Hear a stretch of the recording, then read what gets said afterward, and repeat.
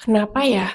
Hal-hal yang sebenarnya nggak baik buat kita itu gampang banget dilakukan terus-menerus. Kayak scroll tanpa henti, nonton sampai lupa waktu, makan berlebihan.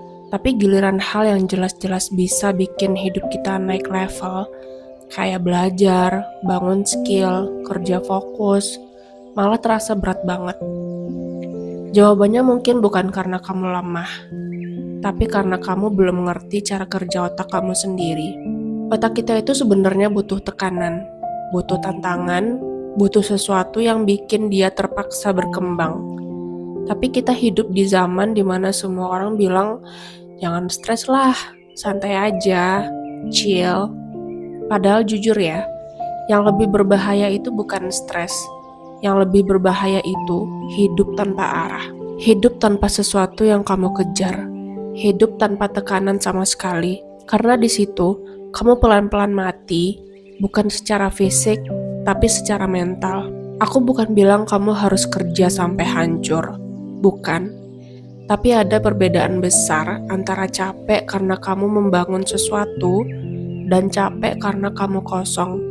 Capek karena kamu tumbuh dan capek karena kamu stuck. Dan ini yang jarang dibahas. Banyak orang menghindari tekanan karena terasa tidak nyaman. Padahal justru di situ otak kamu berubah. Di situ kamu berkembang. Ada fase dalam hidup di mana kamu akan merasa, kenapa sih aku yang harus belajar terus sementara orang lain santai-santai? Kenapa aku harus kerja keras sementara yang lain terlihat enjoy hidupnya? Dan jujur, itu emang terasa nggak adil.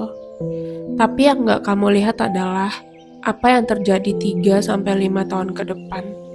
Orang yang sekarang terlihat santai, pelan-pelan akan stuck. Sementara kamu yang sekarang lagi capek belajar, akan mulai naik. Masalahnya, kebanyakan orang nggak sabar sampai ke fase itu. Dan satu hal yang paling penting kalau kamu benar-benar mau berubah, fokus ke skill. Bukan ke validasi, bukan ke hasil cepat, bukan ke terlihat sukses, tapi ke skill. Skill itu kayak emas, semakin kamu kumpulkan, semakin nilainya naik. Dan yang lebih gila lagi, setiap kali kamu belajar sesuatu, kamu bukan cuma nambah pengetahuan, kamu literally mengubah otak kamu. Koneksi di otak kamu berubah, cara kamu berpikir berubah, cara kamu melihat dunia berubah. Dan ini bukan teori, ini nyata. Ada penelitian yang menunjukkan bahwa hanya dengan cara berpikir yang berbeda, dengan latihan mental tertentu, struktur otak manusia bisa berubah. Artinya apa? Artinya kamu gak stuck, kamu bisa berubah. Tapi masalahnya, kebanyakan orang menyerah sebelum mereka sampai ke titik itu. Mereka merasa lost, mereka gak tahu arah, mereka gak cocok di mana-mana, dan akhirnya berhenti. Padahal seringkali, di fase itu kamu sebenarnya lagi mengumpulkan batu bata, pelan-pelan tanpa kamu sadar. Dan suatu hari nanti, semua itu akan nyambung. Kayak puzzle yang selama ini terasa random, tiba-tiba masuk akal. Dan di titik itu, hidup kamu mulai kebuka. Tapi cuma kalau kamu tetap jalan. Dan satu hal lagi yang penting, cara kamu melihat diri sendiri. Banyak orang gak percaya diri, padahal sebenarnya mereka punya momen di hidup mereka di mana mereka pernah berhasil. Mungkin waktu sekolah, mungkin waktu kerja, mungkin waktu kamu melakukan sesuatu dan kamu tahu, gue sebenarnya bisa. Masalahnya, kamu lupa. Padahal kamu bisa memanggil kembali perasaan itu. Karena percaya diri itu bukan sesuatu yang datang dari luar. Itu sesuatu yang sudah pernah ada di dalam kamu. Kamu cuma perlu ingat lagi. Dan terakhir, kalau kamu benar-benar mau tahu kualitas seseorang, jangan lihat dia dari seberapa pintar dia. Jangan dari seberapa karismatik dia. Lihat dari karakternya. Apakah dia bisa menerima kritik atau langsung defensif? Apakah dia tetap tenang di bawah tekanan atau langsung panik? Apakah dia berubah ketika punya power atau tetap sama? Dan yang paling penting, apakah dia bisa mengontrol dirinya sendiri?